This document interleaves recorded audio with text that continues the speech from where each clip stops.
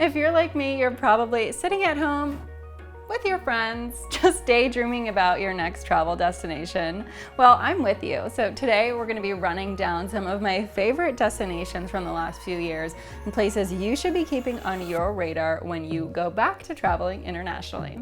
Hey everybody, I'm Alice, award-winning adventure filmmaker, stunt woman, and adventure junkie. I've been traveling the world making adventure films about amazing hiking destinations, national parks, and off the beaten path places for the last 10 years. And I am so excited for you to come and join me. So go ahead and hit that subscribe button, turn on those bell notifications, give this video a thumbs up, and don't forget to share it with a friend. So in no particular order, let's start this list off with Tanzania. Now, I went to Tanzania for the first time back in 2018. It was actually my first time ever to Africa, and I was there to attempt to climb Mount Kilimanjaro, which is one of the 7 summits and the tallest mountain in Africa. It was a grueling climb that lasted just over a week. And when I made it to the summit after walking through some of the most beautiful mountain landscapes I've ever seen, I actually broke down in tears, both out of joy and exhaustion. My trip didn't end with the climb though, and Tanzania only got better as I headed out on a safari through the Ngorongoro crater and Serengeti National Park. While there, I saw lions, big and small, cheetahs, giraffes, zebra, wildebeest, and even a baby rhino. I visited the Maasai people, made coffee fresh from the beans with the Chaga people, and even went exploring at some waterfalls. Tanzania really blew my mind, and seeing that many animals on the plains of the Serengeti in the hundreds of thousands was absolutely mind-blowing, and I would recommend it to anyone. Have you ever been to Africa or wanted to? What's one animal that you would love to see on a safari? Let me know in the comments and share this video with a friend that you would take with you. Next up is Norway. Now, Norway brings back so many amazing memories. This is a place I visited both in summer and in winter, and I must say I don't think I have a favorite season, as both are absolutely incredible. Now, during the winter, I visited Alta, Oslo, and Finnmark, which is in the very northern part of the country.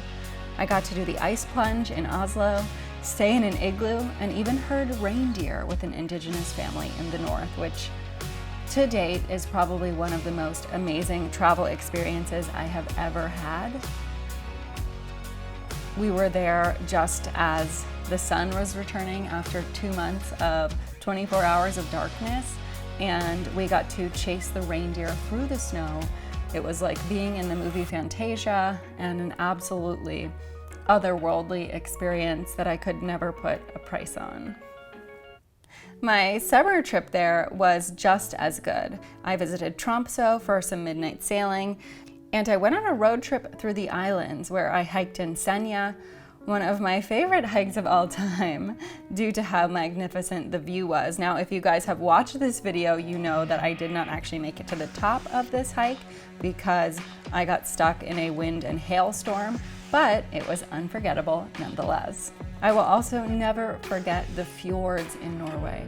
They are absolutely magnificent. The colors are so rich, and it's just a beautiful sight from every mountain peak, every area. There's a train that you can take through the fjords. You can whale watch. There's so many different activities. And that wasn't all I did on this trip. I actually also headed up north to the northernmost point in Norway to catch the midnight sun at the most northern lighthouse in Europe and fished for king crab on the way. If either of these travel experiences sound like they're something that you want to do, then head on over to travganic.com right now to get more information on booking your dream trip with this great eco-friendly travel company. Now we're heading south to Portugal for a rewind of my 11-day tour of Portugal and its islands.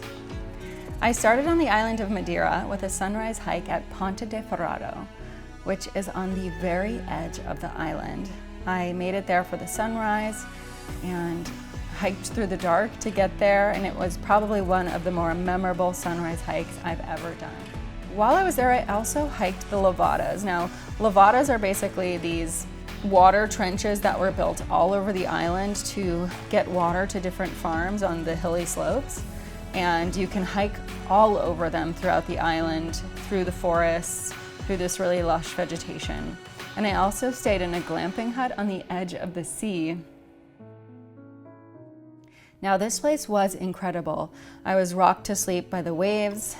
I don't know that I'll ever stay in a place as memorable as that.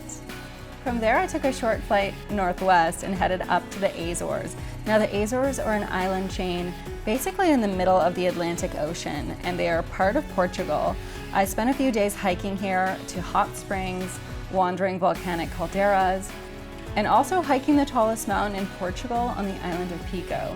Now this island also has some super unique wine growing areas, which is also a UNESCO World Heritage Site, where vines are grown within square stone walls made from lava rocks. There's also a lava tube here that you guys will not believe.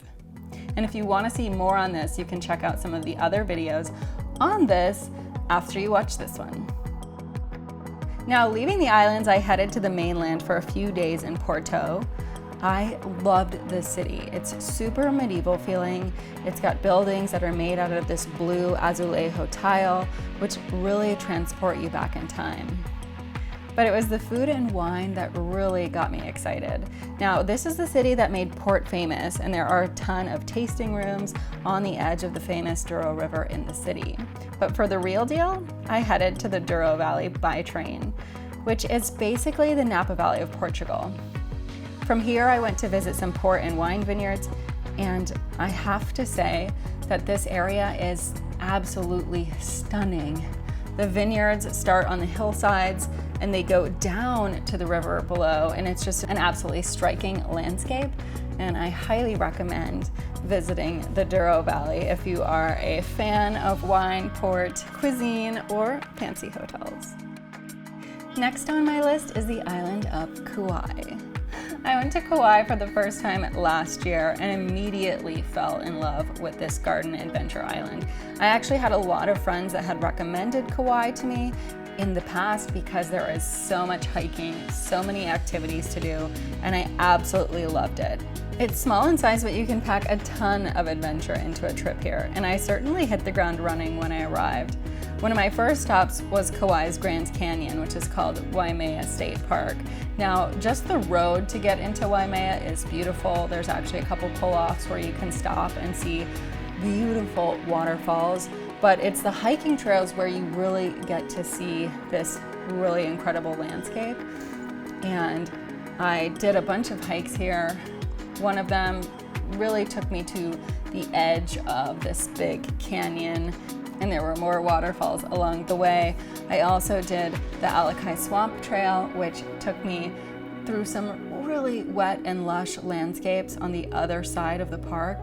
And all in all, just absolutely loved this area of Kauai. I also hiked to a bunch of waterfalls. I woke up for the sunrise, hiked until the sunset.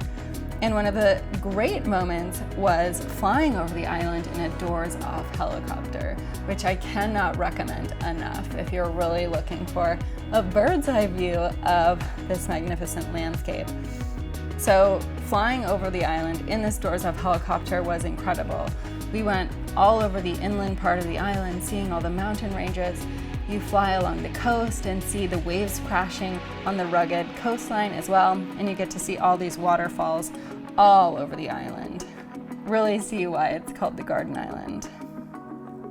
After that helicopter trip, I got into the water, exploring sea caves and snorkeling off a rib boat where Bethany Hamilton lost her arm to a tiger shark. Luckily, I didn't see any tiger sharks, just lots of fish. And I ended my trip on a scuba diving trip where I saw more sea turtles than I have ever seen. Oh, and ate some pretty fantastic poke when I was there too. Now, last on this list is Chamonix in France. I spent my winter holiday here skiing the Alps, walking on glaciers, and eating way too much cheese. Now, Chamonix is at the border of France, Italy, and Switzerland, and funnily enough, I actually visited this town as a teenager on my first ever trip to Europe in the summer. Now, skiing in the Alps has been on my bucket list for a long time, and guys, it did not disappoint. I spent the first day sightseeing with a trip up to the Mer de Glace, which is Chamonix Glacier. Now, sadly, it's been shrinking steadily over the last 30 years, but they've installed a series of staircases leading you down to ice caves that have been carved into the glacier. After that, I took the cable car up to the Aiguille du Midi, which is a peak in the Mont Blanc range where tourists can get a 360-degree view of the Alps, Mont Blanc, and, oh yeah, 3 countries. Now, the views up here are incredible, and if you're super adventurous, you can actually set off from here to ski down the mountain and straight onto the glacier. Now, this is something I really wanted to do, but did not have time to do. And I obviously didn't leave Chamonix without skiing. I headed to several different ski areas over the couple of days that I was there, in the valley to hit the slopes, and even spent a day skiing off-piste with a guide, which was an absolutely incredible experience, to say the least.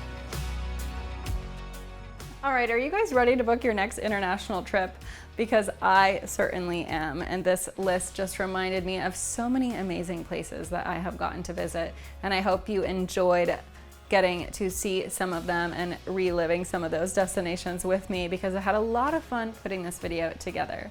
I also want to give a shout out to Eddie Alvarez and Nick DeCristofaro for helping sponsor this video, and you guys can sponsor the next one.